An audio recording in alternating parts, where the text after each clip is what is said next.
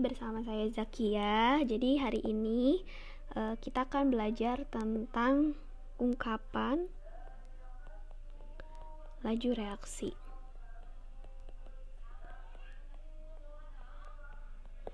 Nah, pada contoh sebelumnya kita telah mempelajari ya bahwa laju reaksi itu merupakan pertambahan volume gas hidrogen dari reaksi magnesium dan asam klorida gitu. Jadi kita ukur gas hidrogennya berapa, volumenya per satuan waktu yang kalian tetapkan, terserah mau berapa.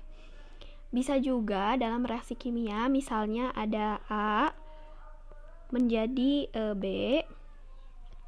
Nah, A ini warnanya dia merah. A ini berwarna merah, misalnya larutan berwarna merah. Di dalam suatu gelas kimia, A ini warnanya merah. Lalu ada B. B ini merupakan larutan yang berwarna biru. Nah, artinya ketika reaksi A berubah menjadi B ini terjadi, maka warna merah akan berkurang ya.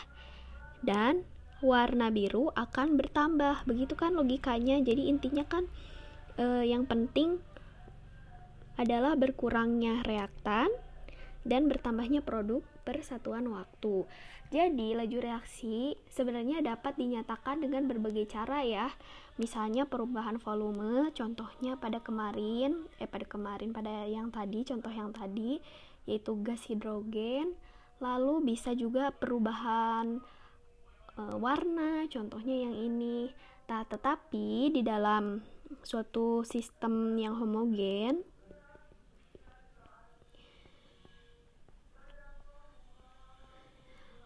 misalnya dalam suatu sistem yang di dalamnya tuh dalam bentuk larutan gitu, atau dalam bentuk gas semuanya, larutan semuanya, kita menyatakan laju reaksi ini sebagai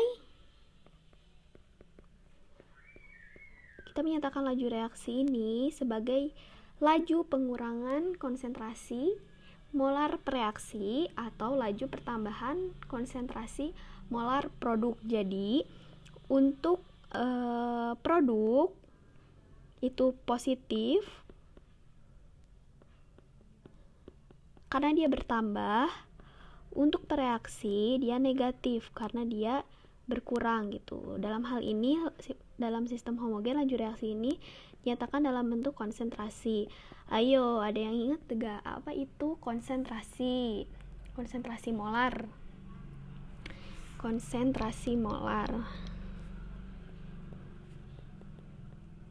Ada yang ingat? Jadi konsentrasi atau molaritas ya dalam hal ini.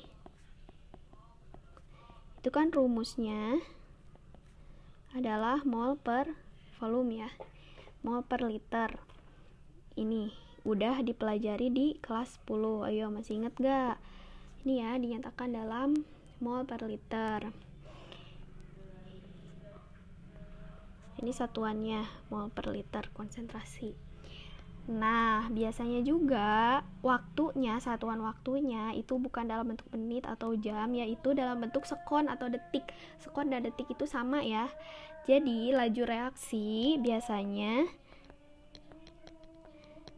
satuannya itu memiliki satuan yaitu mol per liter sekon gitu. Atau kan mol per liter ini nih, mol per liter itu sama kayak molar ya, atau satuannya bisa molar per liter. Molar per, kan ini mol per liternya adalah molar ya, berarti tinggal molar per sekon gitu ungkapan lajunya ya. Nah, ungkapan laju di sini maksudnya apa? Yaitu kita simbolkan yang tadi, kata-kata yang tadi, bahwa laju reaksi itu adalah perubahan konsentrasi molar per satuan waktu, yaitu produknya bertambah, reaktannya berkurang. Kita tuliskan dalam bentuk simbol matematisnya gitu supaya mudah di dalam perhitungan nanti ya. Misalnya untuk reaksi, R menjadi P, misalnya ya. R di sini reaktan, P di sini adalah produk, M dan N ini adalah apa? Koefisiennya ya, koefisien reaksi berapa gitu.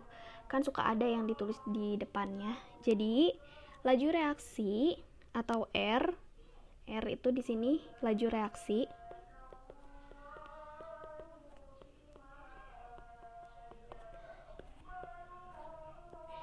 R itu bisa dinyatakan sebagai pengurangan konsentrasi reaktan. Ini kenapa ada delta? Karena kan perubahan ya. Perubahan itu biasanya dalam IPA ditulisnya dalam bentuk delta ini nih yang segitiga. Per delta T. T di sini adalah waktu, atau R itu adalah pertambahan konsentrasi produk per satuan waktu. Jadi di sini yang perlu digarisbawahi adalah untuk reaktan ininya negatif karena dia berkurang, untuk produk positif karena dia bertambah gitu ya. Gitu, oke. Jadi kalau ditulis R di sini nih, ini adalah reaktan. Terus P adalah produk. R di sini kan ini laju reaksi. Lalu T ini adalah waktu reaksi. Jadi waktunya berapa lama? Biasanya dalam bentuk skon tadi. Nih, yang ini dalam bentuk skon ya biasanya. Lalu delta konsentrasi R. Jadi konsentrasi itu selain huruf M, kalian kan kalau huruf M kita bingung ya, ini tuh konsentrasi apa? Kita bisa tulis R gitu. Kurung siku ini, R kurung siku itu disebutnya konsentrasi R gitu. Atau kurung siku P gini, ini disebutnya konsentrasi P gitu ya. Kalau ada deltanya di depan berarti perubahan konsentrasi reaksi gitu. Oke. Nah, di sini P perubahan konsentrasi produk. Delta T ya selang waktunya berapa lama. Jadi kan ini bisa dibaca nih, R atau laju reaksi adalah pengurangan karena ininya negatif. Dalam hal ini perubahan konsentrasi reaksi dalam selang waktu tertentu, atau laju reaksi itu pertambahan konsentrasi produk per selang waktu tertentu. Misalnya kita punya reaksi dari N2O5 gas menjadi gas nitrogen dioksida dan gas oksigen. Kita lihat di sini kan gas, berarti ini dalam sistem homogen ya. Berarti kita bisa tulis ungkapan laju reaksinya itu dalam yang ini gitu caranya. Berarti R di sini, R untuk N2O5 itu karena dia adalah sebagai reaktan dan NO2 ini serta O2 itu sebagai produk dua-duanya. Berarti kalau yang sebagai reaktan di sini tandanya adalah negatif N2O5. Nah, ini molar per skon ya satuannya. Untuk NO2 karena dia adalah produk berarti positif.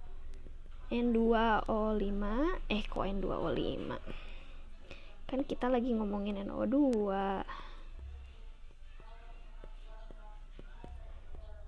Situ molar per skon.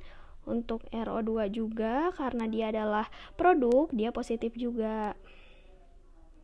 Oke, di sini kurung siku karena dia menyatakan konsentrasi per delta T molar per skon juga gitu. Udah bisa ya? Udah bisa? Nah, gini, karena sesuai perbandingan dari koefisien, kita bisa lihat ya. Kalau koefisien si N2O5 ini 2, NO2 ini koefisiennya 4 dan O2 ini koefisiennya 1. Jadi kita bisa bilang kalau laju pembentukan O2 ini adalah setengah dari laju peruraian N2O5 atau seperempat dari laju pembentukan NO2. Jadi karena laju reaksi ini ada perbandingan koefisiennya gitu, kita bisa lihat atau bisa tuliskan secara garis besarnya. Jadi semuanya kita tulis keseluruhannya untuk reaksi semuanya. Nah, karena di sini koefisiennya itu 2 untuk N2O5, berarti 1/2 gitu. Dari delta N2O5 kan kalau yang ini masih masing-masing ya lajunya. Sekarang kita tulis semuanya gitu dalam laju reaksi keseluruhannya gitu. Ini karena koefisiennya 4 berarti 1/4.